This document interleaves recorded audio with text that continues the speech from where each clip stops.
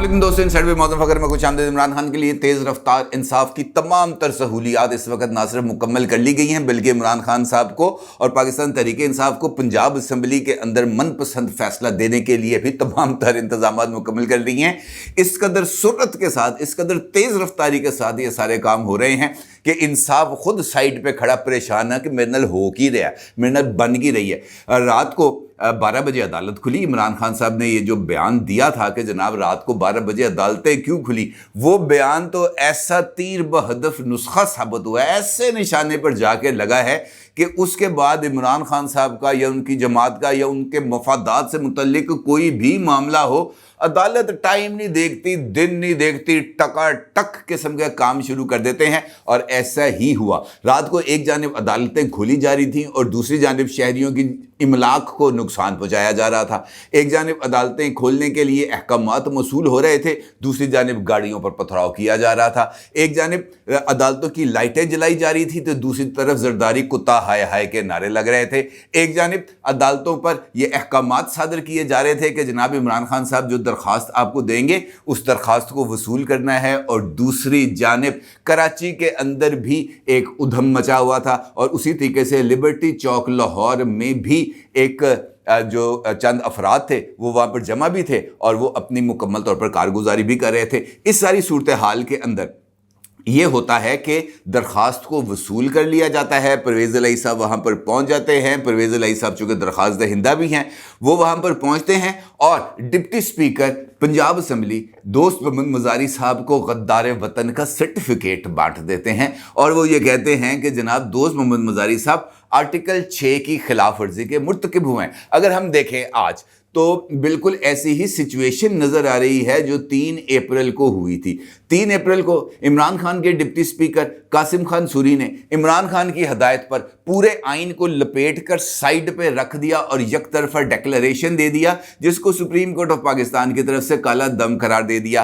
और कल 22 जुलाई को ऐसी ही एक सूरत हाल पंजाब असम्बली में हुई, लेकिन यहाँ पर आइन की बात नहीं हुई। अलबत्ता ये बात ज़रूर हुई कि जनाब सुप्रीम कोर्ट ऑफ पाकिस्तान की आर्टिकल 63A की तशरीह, जिसके लिए खुद इमरान खान साहब के सदर आरिफ अलवी ने रेफरेंस भेजा था सुप्रीम कोर्ट ऑफ पाकिस्तान, जहां पर जज साहिबान की अक्सरियत ने इस बात पर राय दे दी थी कि जनाब पार्टी हेड की जो हदायत है उसकी पाबंदी लाजम है। और अभी तक उस केस का तफसीली फैसला जारी नहीं किया गया।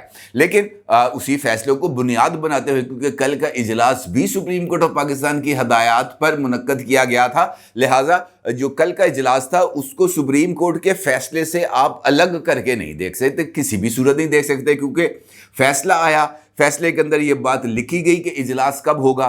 फैसले के अंदर ये बात लिखी गई कि जनाब जो वज़ीर आला है इसका इंतखाब हर सूरत 22 जुलाई को होगा।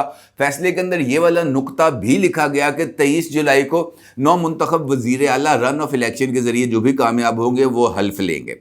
अच्छा, इस सारी सूरत हाल के दौरान होता ये है जो सरप्राइज एलिमेंट था कम से कम मेरे लिए, क्योंकि रात को जब रात गए ये वाली खबरें चल रही थी तो अचानक इस बात की इंफॉर्मेशन मिली कि वो बेंच जो आज मुकदमे की समाअत कर रहा है वो लाहौर में मौजूद है।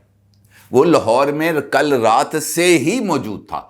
Chief justice mister justice Umar Ata Bandial साहब लाहौर में मौजूद थे, मिस्टर जस्टिस इजाजुल एहसन साहब लाहौर में मौजूद थे, मिस्टर जस्टिस मुनीब अख्तर साहब लाहौर में मौजूद थे। 3 रुकनी बेंच ये बन चुका है और 3 रुकनी बेंच ने इस वक्त अपने मुकदमे की समाअत का आगाज भी कर दिया है।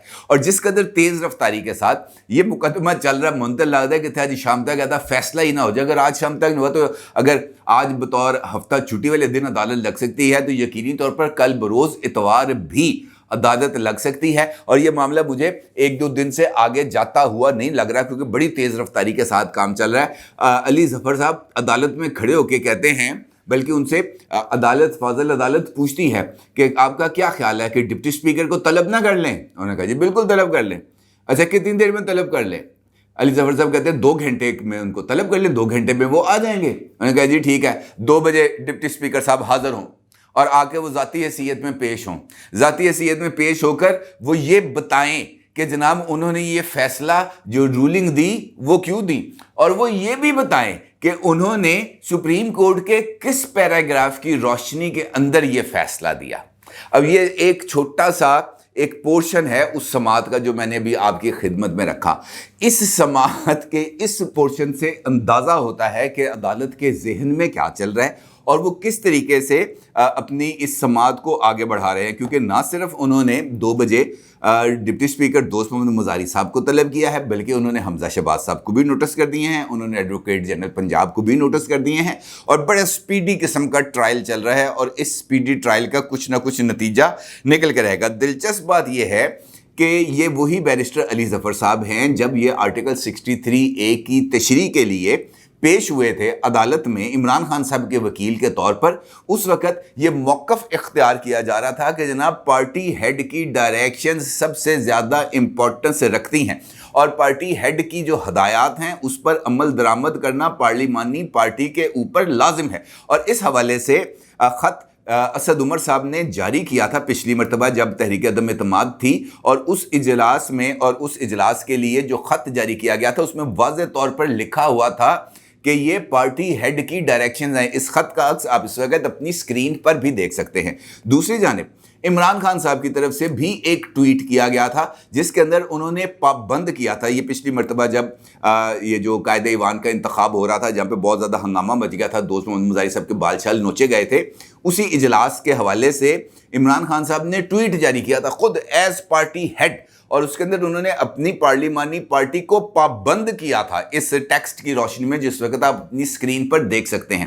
اس میں انہوں نے پابند کیا تھا اور یہ کہا تھا کہ پرویز الہی ہمارے کینڈیڈیٹ ہیں، ہمارے اتحادی ہیں، لہٰذا پاکستان تحریک انصاف کے تمام اراکین اسمبلی کو پابند کیا جاتا ہے کہ انہوں نے پرویز الہی کے علاوہ کسی کو ووٹ نہیں دینا، اور اگر کوئی بندہ ووٹ دے گا پارٹی پالیسی کے خلاف تو اس کے اوپر آرٹیکل 63A کا اطلاع کیا جائے گا، ریفرنس بھیجا جائے گا، اور اس کے بعد الیکشن کمیشن سے استدعا کی جائے گی کہ جناب اس کے اوپر کارروائی کی جائے اور اس رکن اسمبلی کو ڈی سیٹ کیا جائے. فیئر انف، ان کا رائٹ ہے، بالکل ایسا ہی ہے. لیکن وہ حق جو ایک مرتبہ عمران خان صاحب ایکسرسائز کر چکے ہیں، بلکہ ایک سے زائد مرتبہ ایکسرسائز کر چکے ہیں، وہ رائٹ اگر کوئی دوسرا پارٹی ہیڈ استعمال کرے تو پھر اعتراض کی گنجائش نہیں بنتی. لیکن اس اعتراض کو نہ صرف گنجائش اس اعتراض کی پیدا کی گئی، بلکہ اس اعتراض کو لے کر اب عدالت میں جایا جا رہا ہے. اب اس صورتحال میں کچھ سوال ہیں جو یقینی طور پر پیدا ہوتے ہیں. مثال کے طور پر سپریم کورٹ کا فیصلہ ممکنہ طور پر کیا ہوگا اور اس فیصلے کے اثرات کیا ہوں گے، اور کیا سپریم کورٹ کا فیصلہ مستقبل کی سیاست کے رخ کا تعین کرے گا.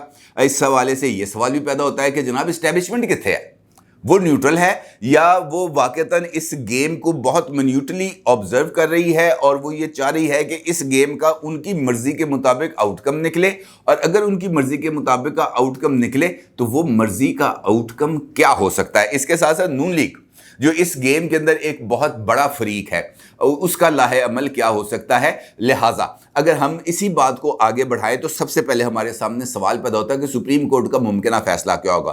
اس حوالے سے بہت ساری آراء پائی جاتی ہیں. ایک وقت تھا جب یہ نہیں پتا ہوتا تھا بہت سارے لوگوں کو جوڈیشل ایکٹیویزم سے پہلے کہ سپریم کورٹ کا ایون چیف جسٹس کون ہے، سپریم کورٹ کے ججز کون ہیں، لاہور ہائی کورٹ کے ججز کون ہیں، لوگوں کو نہیں پتا ہوتا تھا. لیکن اب اویئرنیس آنے کے بعد، سوشل میڈیا کی اویئرنیس آنے کے بعد، ڈیجیٹل میڈیا کی میدان میں آنے کے بعد اب بہت ساری چیزیں بہت زیادہ حد تک کھل کے سامنے آ جاتی ہیں، اور اس بات کا فوری طور پر پتہ چل جاتا ہے کہ یار بینچ بڑھنے لگا ہے. اچھا کدا کیس ہے، فلاں دا کیس ہے، ایپ بینچ بڑھے گا، وہی بینچ بن جاتا ہے. پھر جب وہ بینچ بنتا ہے تو پھر یہ بات آنا شروع ہو جاتی ہے کہ جناب یہ بینچ بن گیا ہے، اب فیصلہ یہی آئے گا. اور پھر دیکھتے ہیں کہ جناب اکثریت اس حوالے سے درست ثابت ہوتی ہے کہ جناب اس قسم کے فیصلے ہی آئیں گے. اب اگر میں ایک ہائپوتھیٹیکل بات کر رہا ہوں، قانونی آدمی نہیں ہوں میں، لیکن میری رائے ہے کہ اگر سپریم کورٹ آف پاکستان اپنے اصل جو انہوں نے ریفرنس جس پر فیصلہ دیا تھا، اگر وہ موجودہ سینیریو کے اندر کوئی گنجائش پیدا کرتے ہیں تو پھر وہ جو 20 اراکین اسمبلی ڈی سیٹ کرائے گئے تھے یا جن کے ووٹ شمار نہیں ہوئے تھے، ان کا کیا سٹیٹس ہوگا، ان کو کس طریقے سے لیگل کور ملے گا، کیونکہ ان کو بھی پھر کسی نہ کسی طریقے سے کوئی نہ کوئی آئینی پروٹیکشن دینی پڑے گی نا، کہ جناب ہم نے وہ فیصلہ کیا تھا، اس فیصلے کے اندر یہ 20 لوگوں کو ہم نے ڈی سیٹ کرنے کا آرڈر دیا تھا، ہم نے یہ کہہ دیا تھا کہ ان کے ووٹ شمار نہ کیے جائیں، اور اس کی یہ لیگل گراؤنڈز ہیں. یہ لیگل گراؤنڈز صرف ان 20 لوگوں پر اپلائی کریں گی इन 10 लोगों के ऊपर ये लीगल ग्राउंड्स अप्लाई नहीं करेंगी। बड़ी एक सूरत हाल पैदा हो जाएगी अजीबो-गरीब किस्म की। लेकिन अगर सेम यही फैसले को अपना लिया जाता है, उन्हीं ग्राउंड्स को अपना लिया जाता है, तो फिर इमरान खान साहब के पास ऑप्शंस क्या रहेंगे? इमरान खान साहब के पास वही ऑप्शन रहेंगे जिनके विजुअल्स आपने देखे कि लिबर्टी मार्केट में क्या हो रहा था, इस्लामाबाद के F9 पार्क में किस तरह के नारे लग रहे थे, किस तरीके से गाड़ियों को तोड़ा जा रहा था। फिर फवाद चौधरी साहब ऑन रिकॉर्ड इस बात का इजहार कर चुके हैं कि जनाब प्रेस कॉन्फ्रेंस के अंदर, और आज भी जब उन्होंने मीडिया से गुफ्तगू की तो उन्होंने ये कहा कि मैं ताकतवरों को पैगाम देना चाहता हूं कि बाज आ जाएं, इस तरीके से मुल्क के साथ मत खेलें। अगर आपने इस तरीके से मुल्क के साथ खेला तो उसके बाद फिर हालात किसी के काबू में नहीं रहेंगे। यानी वो धमकी जो मुसलसल सामने आ रही है उस वक्त से, जब इमरान खान साहब इक़्तिदार में थे, कि मुल्क खाना जंगी की तरफ जाएगा, यहाँ पर ब्लड बाथ होगा, यहाँ पर हालात किसी के कंट्रोल में नहीं रहेंगे अगर इमरान खान साहब को इक़्तिदार में नहीं रखा। और ये बात तवातर के साथ सामने आई। कभी शेख रशीद की तरफ से सामने आई, कभी फवाद चौधरी साहब की तरफ से सामने आई, कभी शफकत महमूद की तरफ से सामने आई, कभी शीरी मज़ारी साहबा की तरफ से सामने आई, कभी हम्माद अज़हर साहब की तरफ से सामने आई, कभी शहबाज गिल साहब की तरफ से सामने आई। ये बात तवातर के साथ सामने आ रही है। और आखिरी में इमरान खान साहब ने भी यही बात की कि मैं एक हद तक लोगों को कंट्रोल कर सकता हूं, उसके बाद लोग मेरे काबू से निकल जाएंगे। तो ये धमकी किसके लिए थी? मेरे और आपके लिए तो नहीं थी, यकीनी तौर पर उनके लिए थी जो फैसला साज हैं। और फैसला साजों को कभी वो मिस्टर एक्स कहते हैं, कभी वो मिस्टर वाई कहते हैं, कभी वो न्यूट्रल कहते हैं, कभी वो क्या कहते हैं। लिहाजा जो गेम है वो इस वक्त बहुत ही ज़्यादा जिसे हम कह सकते हैं डिसाइसिव मरहले पर दाखिल हो चुकी है। इस सूरत हाल में सुप्रीम कोर्ट का फैसला इस बात का तयन करेगा कि मुल्क के हालात का ये जो ऊंट है ये किस करवट बैठेगा। क्या मुल्क के हालात के मुताबिक सुप्रीम कोर्ट जो ग्राउंड रियलिटीज़ हैं उसके मुताबिक फ़ैसला देगा तो हालात मुख्तलिफ होंगे, आइन के मुताबिक फ़ैसला देगा जिस तरह उन्होंने पहले फ़ैसला दिया वो हालात बिल्कुल मुख्तलिफ होंगे। लेकिन अगर कोई out of the box decision आ गया तो फिर हालात और ज़्यादा ख़राब होंगे, क्योंकि मुस्लिम लीग नून की तरफ से ये बात मैं एक वीडियो के अंदर आपको पहले भी बता चुका हूँ कि जनाब उन्होंने तो अब वाज़े तौर पर ऐलान जंग कर दिया है। और साद रफ़ीक साहब की जो 2 प्रेस कॉन्फ्रेंसेस हैं वो इस बात की तरफ इशारा कर रही हैं कि देयर विल बी नो लाडला एट ऑल। कोई लाडला नहीं है। अगर एक लाडला है तो हम सुतेले नहीं हैं, ये उनकी तरफ से पैगाम आ गया। वाज़े तौर पर ये नून लीग की ऑफिशियल स्टेटमेंट है, प्रेस कॉन्फ्रेंस है, इसको नशर भी किया गया, जारी भी किया गया, बताया भी गया और इसके अंदर उन्होंने कहा कि नहीं जनाब नहीं, इनफ इज़ इनफ। लिहाजा ये सूरत हाल अभी कुछ देर तक आगे बढ़ेगी। दूसरा पहलू है इस्टेब्लिशमेंट। इस वक्त अगर देखा जाए तो इस्टेब्लिशमेंट भी बहुत ज़्यादा दबाव में है। और अगर मैं ये कहूँ आपसे तो ये कहना भी कुछ गलत नहीं होगा शायद कि वो पहली मर्तबा मुझे ऐसा फील हो रहा है, मैं हो सकता है कि मैं गलत हूँ, कि उनको भी समझ नहीं आ रही कि जाना किहड़े पासे, करना की है, किनू बचाना है, किनू रखना है, किस तरफ जाना है। इस वक्त उनको भी नहीं अंदाज़ा हो रहा। दिल के अंदर उन्होंने कार्य होगा कि यार सिचुएशन बड़ी आइडियल है, इस सिचुएशन के अंदर सबको पीछे करके हम खुद आगे आ जाएं, लेकिन इकॉनमी इस बात की शायद उनको इजाज़त नहीं दे रही। अदरवाइज़ जो कंडीशंस हैं, जो हालात हैं, जो ग्राउंड के ऊपर इस वक्त पोजीशन है, ये उनके लिए बहुत ही ज़्यादा फेवरेबल कंडीशन है। लेकिन इस वक्त वो इस पोजीशन में नहीं है कि वो सामने आकर सबको कह दें हट जो पीछे हूँ मैं ही हाँ। दिल बड़ा कर रहा है लेकिन इस वक्त हालात मुझे ऐसे होते हुए नज़र नहीं आ रहे। इस सिचुएशन में इस्टेब्लिशमेंट किसके साथ खड़ी होगी? पीटीआई के साथ खड़ी होगी, जरदारी साहब के साथ खड़ी होगी, नवाज शरीफ साहब के साथ खड़ी होगी। उनको खुद नहीं अंदाज़ा कि किस तरफ से उनके लिए कोई ठंडी हवा का झोंका आएगा, क्योंकि वो इनमें से कोई भी ऑप्शन अडॉप्ट करेंगे दूसरी तरफ से गोलाबारी हो जाएगी। और इस वक्त बज़ाहिर उनकी तरफ से जो ऐलानात किए गए हैं वो न्यूट्रल के हैं कि जनाब हम गैर जानिबदार हैं, ये सियासी लड़ाई है, सियासतदान इसको खुद लड़े। लेकिन इसके बावजूद भी फवाद चौधरी साहब की जिस तरह मैंने आपको मिसाल दी, तमाम तर दबाव इस्टेब्लिशमेंट के ऊपर ही है। और अभी इस्टेब्लिशमेंट ने शायद जो उन्होंने सोचा हुआ है चीज़ें उसके मुताबिक अगर चल रही हैं तो बड़ी अजीबो गरीब किस्म की प्लानिंग है, लेकिन जो कुछ उन्होंने सोचा उसके बिल्कुल उलट जा रही है।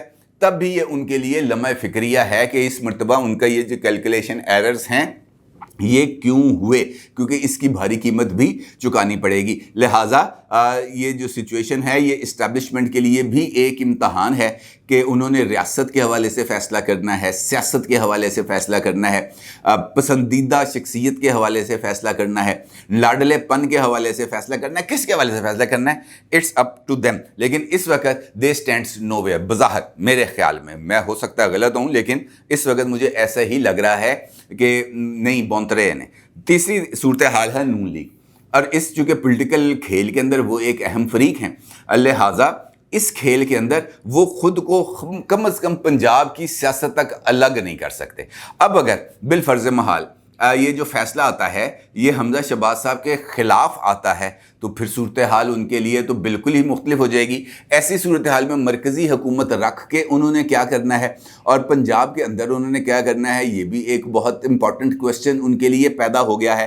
کیونکہ جس طرح کے حالات نظر آ رہے ہیں, حمزہ شہباز صاحب اگر چیف منسٹر رہیں گے, جس طریقے سے اگر سپیڈی ٹرائل کے نتیجے میں نکل دیں تو اگلے 2-3 دن کے اندر وہ فارغ ہو جائیں گے. لیکن اگر اس سے بچتے بھی ہیں تب بھی ان کے لیے آگے والا راستہ مشکل ہے, کیونکہ اس کے لیے پرویز الہی صاحب نے اپنے فیصلے لے لیے ہوئے ہیں. ایک تو انہوں نے مسلم لیگ کاف کی صدارت اب چودھری شجاعت کے پاس رہنے نہیں دینی. اب یہ صدارت ان کے پاس آ جائے گی اور چودھری شجاعت صاحب اور ان کے جو صاحبزادے ہیں اب وہ یا تو بالکل مسلم لیگ کاف سے نکل جائیں گے یا چودھری پرویز الہی اپنے صاحبزادوں اور اپنے بھائی چودھری وجاہت کے ساتھ وہ الگ ہو جائیں گے. ابھی یہ ایک چیز فائنل ہونی باقی ہے. البتہ یہ ضرور ہے کہ اگر یہ فیصلہ ان کے حق میں نہیں آتا تو یہ 10 کے 10 اراکین کے خلاف چودھری شجاعت صاحب کی طرف سے کوئی ریفرنس نہیں آئے گا. البتہ یہ تمام 10 اراکین پروونشل اسمبلی کی سیٹ سے استعفیٰ دیں گے اور اس کے بعد دوبارہ الیکشن لڑیں گے اور ان الیکشن میں عمران خان صاحب ان کی سپورٹ کریں گے. نتیجہ کیا ہوگا